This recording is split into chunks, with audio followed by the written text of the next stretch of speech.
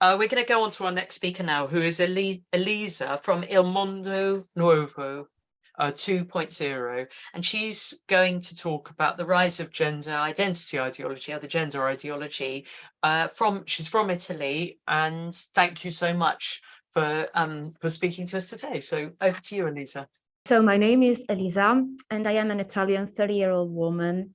And I have been studying gender ideology for years now. And to fight the worrying rise of this ideology in my country, I sort of became a content creator and public speaker.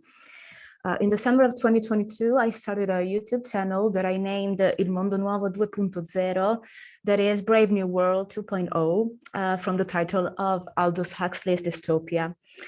And I think that everyone here who is familiar with gender identity ideology knows how deeply dystopian some parts of it look. So when we hear prominent public figures talk about pregnant people and people with uteruses, it looks dystopic. When we see grown men taking opportunities away from women in sports, as we've heard, with people, especially young women, defending them, it looks very dystopic. And when we say women are adult human females and we get called transphobic and haters and fascists, it looks very, very dystopic. And I could go on and on and on. So over the past few years, I have followed thoroughly and with great worry how this harmful ideology has been spreading in the UK, in the US, Canada, Australia, New Zealand, Europe, and so on. And so I know how trans activists behave. I know how they manage to infiltrate universities, schools, policy, and law. I know how easily well-meaning people give in to their demands, falling for the victim rhetoric and thinking this is a matter of defending the rights of the marginalized. So when I started noticing how the mainstream media in my country started to push the same exact narrative more and more often, I decided that I had to do something. So in this speech, I will briefly talk about the current state of affairs of gender ideology in Italy, because we are still at very early stages as far as public opinion is concerned. Because the overwhelming majority of Italian people have got absolutely no clue that this ideology even exists. In fact, if you say the words gender ideology, you'll most likely get called a conspiracy theorist and get laughed at. So the current mantra is gender ideology doesn't exist, especially in left and center-left leaning people and groups. They say it's an invention of the religious right, of the Catholics, of the Vatican, and of the fascists. 90%, and I'm being fairly optimistic, of Italians don't even know the difference between sexual orientation and the made-up concept of gender identity. So they simply conflate the two. And when people like me try to speak up against gender identity ideology, they will get accused of being backward bigots that want gay people to get beaten up on the streets.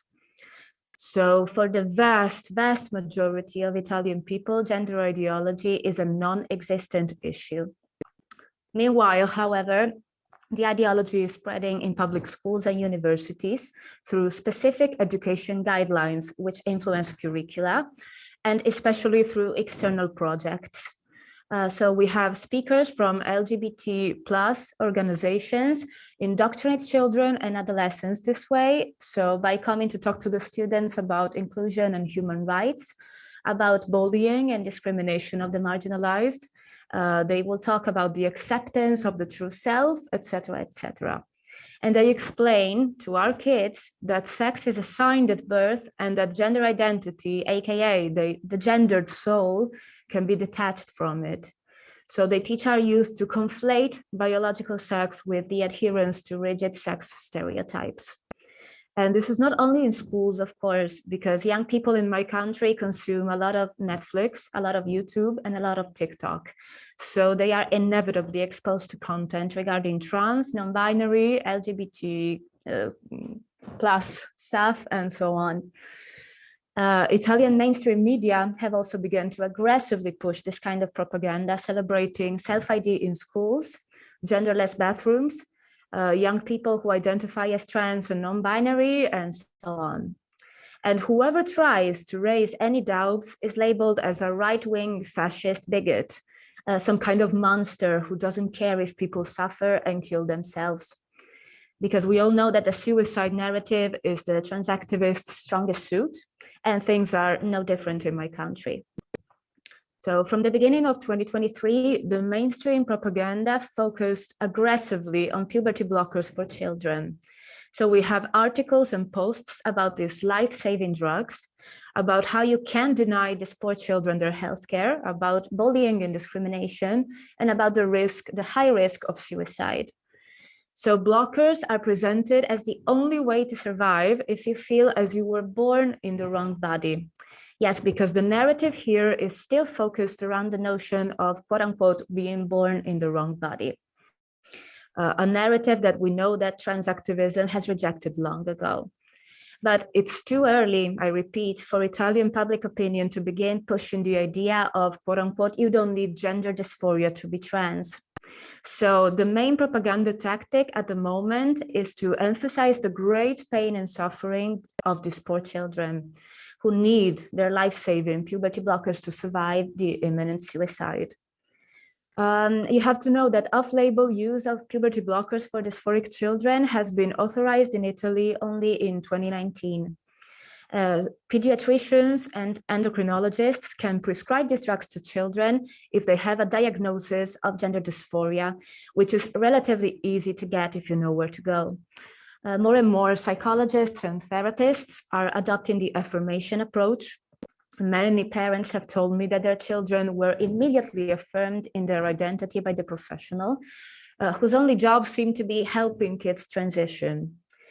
Of course, luckily, not every mental health professional in my country follows these guidelines, but a lot of them do, especially if you take your children to one of these quote unquote gender variance centers, which are basically gender clinics funded by the state. So as I said earlier, blockers are prescribed by pediatricians and endocrinologists. And what do you know? The Italian associations of pediatricians and endocrinologists were the first to jump on their seats and raise their voice when a couple of months ago, the president of the Italian Psychoanalysts Association, Sarantis Stanopoulos, wrote a public letter to our Prime Minister, Giorgia Meloni. In the letter, he said they were very worried about the use of puberty blockers on dysphoric minors, and he called for a serious scientific discussion on the matter. The endocrinologists and pediatricians were very quick to respond to this. They publicly said that Stanopoulos was unnecessarily scaring people and that these drugs were absolutely essential to these suffering children. But it is interesting to notice that in their statements, they claim that the kids' dysphoria is not a mental illness itself, but that it comes from the stigma and the discrimination they suffer by people who do not validate their gender identity in society. So these medical professionals are stating ideological dogmatic concepts like gender identity and sex assigned at birth, following WPATH and APA's guidelines on affirmation. Back in August 2022, the Italian Pediatrics Association released a specific statement on gender affirmation in children, where mental health care is called gatekeeping and an actual form of transphobia. These are the literal words from the statement. And the mental health professionals who don't affirm right away are said to deny these children their human right to gender affirming care and to self-determination. So you see, Italy is following the script step by step without changing much. Now let's get to who is fighting all of this, because we are not many in my country. As I said before, 90% of Italian people know absolutely nothing about this. They don't know what gender ideology is. They don't know about kids transitioning, about the transitioner, about men in women's sports and prisons. They don't know about the dehumanizing language being imposed on women, such as menstruators, cis, uterus havers, and so on. They don't know about autogynephilia, and they still picture a quote unquote trans woman like some kind of drag queen, prostitute, or whatever. And most importantly, the majority of people still conflate transgender with homosexual. So as I said, there are very few voices that are actively challenging this narrative. And the opposition is always the same. You have radical feminists on one side and the religious conservatives on the other. So Italian radical feminists are very focused on this issue and are trying to spread as many information as possible on gender identity ideology with decent journalism, which is sadly something that we really lack in our country. In the website Feminist Post, they raise awareness about gender ideology with a lot of news from abroad, which are not reported by anyone else. And a similar kind of job is being done by pro-life and pro-family Catholic charities, who have been warning people about the dangers of gender ideology for many, many years, but nobody listened to them because they were mocked and called bigots. But they called out children's indoctrination in schools years ago. I remember it, but back then I thought they were lunatic bigots too.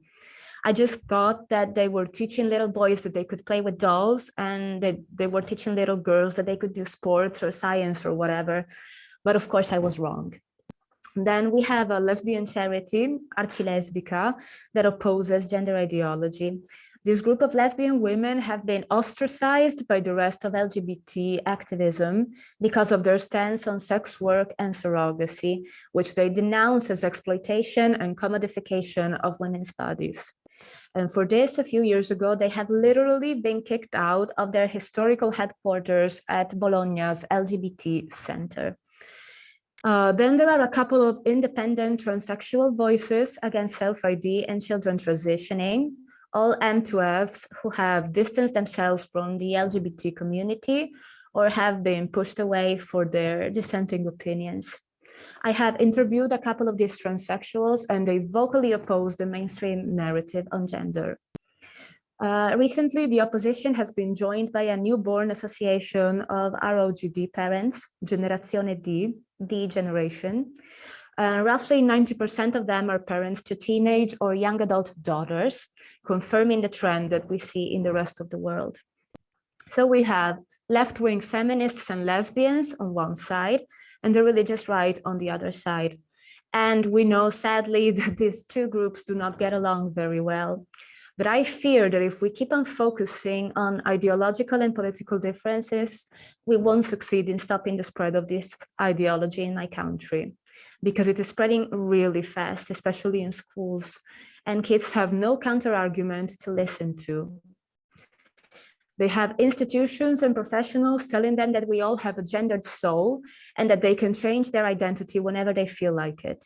They are being told that if you like pink, then you must be a girl. So if you don't like it, you're most probably a boy.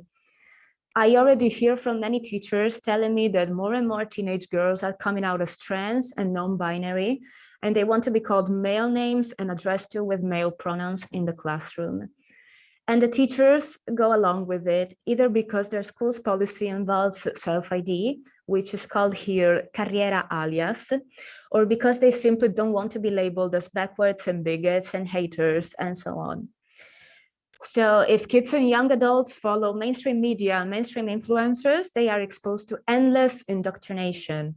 If a kid then develops doubts about their identity, what do the concerned parents do? They turn to associations of parents of LGBT children, which are more activist groups than support groups, kind of like mermaids.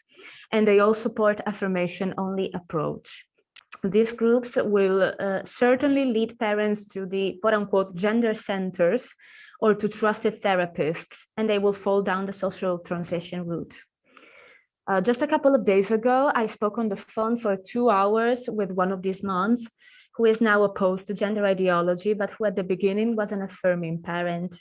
And she told me that herself. I affirmed my daughter because I didn't know what else to do. They all told me it was the best thing I could do for her. And her story is being shared now by too many in my country, and nobody knows about it.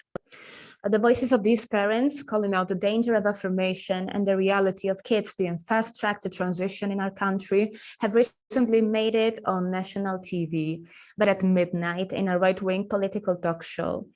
And the same talk show has interviewed an Italian detransitioner, a young man of 27 who has surgically altered his genitals forever. But the next day, nobody talked about it. It didn't make the news. No articles on mainstream media, no debate, nothing. Nobody is listening. I'll conclude by saying that in 3 months, I will give birth to a little girl, and I really don't want her to grow up in a world where she will be told that a woman is nothing more than an idea in a man's head, that she's a uterus haver and she's a menstruating person. I don't want her to share private spaces with males, and I don't want her to give up doing sports because a man will win anyway. I don't want her school and the media she consumes to tell her she's a bigot and a TERF if she doesn't believe in gender identity ideology. And most of all, I definitely don't want her to think she's a man if she likes to have short hair and wear baggy clothing. And in general, I don't want her to live in a world where objective truth is being denied and people are forced to lie about basic reality. In conclusion, I think we have a little advantage here in Italy because we came late. So being late, we can look back at what happened in other countries and learn from those mistakes. But I'm seeing this madness unfold before my eyes following the exact steps that it took abroad. And I think that at this point, the only way to stop it is to educate people on the topic. And those who know have to forget about left and right and start to get together to say that men are men and women are women, which is a simple, plain truth, but the greatest heresy for the believers in gender ideology. It must be said loud and it must be said clear. And the more we tell it, the more chances we'll have to prevent irreversible damage. Thank you.